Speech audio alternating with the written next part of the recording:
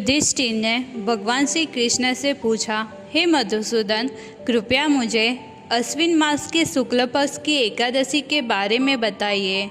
इस एकादशी के द्वारा कौन सा फल प्राप्त होता है? श्री कृष्ण ने कहा, राजन, तुमने मुझसे एक बहुत ही महत्वपूर्ण प्रश्न पूछा है। इस एकादशी का व्रत पापों को नष्ट करने वाला और पुण्य प्रदान करने वाला है। अश्विन मास के शुक्ल पक्ष की एकादशी को पापमकुशा के नाम से जाना जाता है। यह हर प्रकार के पापों को हरने वाली है। जो मनुष्य यह एकादशी का व्रत करता है और भगवान श्री विष्णु का भजन करते हैं, वे सब पापों से मुक्त होकर दिव्य लोक को प्राप्त करते हैं और उनकी पूजा कर वे स्वर्ग तथा मोक्ष की प्राप्ति करते हैं। जिन मनुष्यों को संतान सुख, धन, स्वास्थ्य और सुख शांति की इच्छा हो, उन्हें इस एकादशी का व्रत अवश्य करना चाहिए। यह व्रत बहुत लाभकारी और पुण्यदायक है। एकादशी को दिन में उपवास और रात्रि में जागरण करने से मनुष्य हर तरह के दुखों से उबरता है। जो व्यक्ति इस दिन व्रत करके गरीबों को दान देता है, उसका जीवन संवरता है और वह कभी भी कष्टों का सामना नहीं करता। राजन, वह पुरुष मातृपक्ष के 10, पिता के पक्ष की 10 तथा स्त्री के पक्ष की भी 10 पीढ़ियों का उद्धार कर देता है।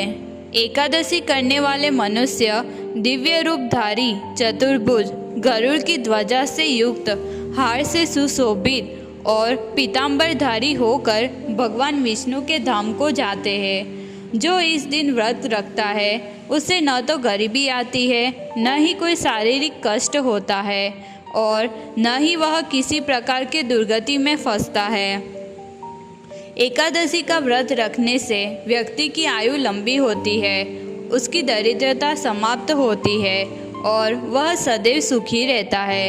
इस प्रकार इस एकादशी का व्रत हर तरह से लाभकारी है और सभी प्रकार के कष्टों से मुक्ति दिलाने वाला है। युधिष्ठिर ने कहा, हे कृष्ण, आपने इस एकादशी के महत्व को विस्तार से बताया। अब मैं और अधिक सुनने के लिए इच्छुक हूँ। श्री कृष्ण ने कहा, राजन, अब मैं तुम्हें इस एकादशी के प्रभाव और पुण्य के बारे में और अधिक विस्तार से बताता हूँ।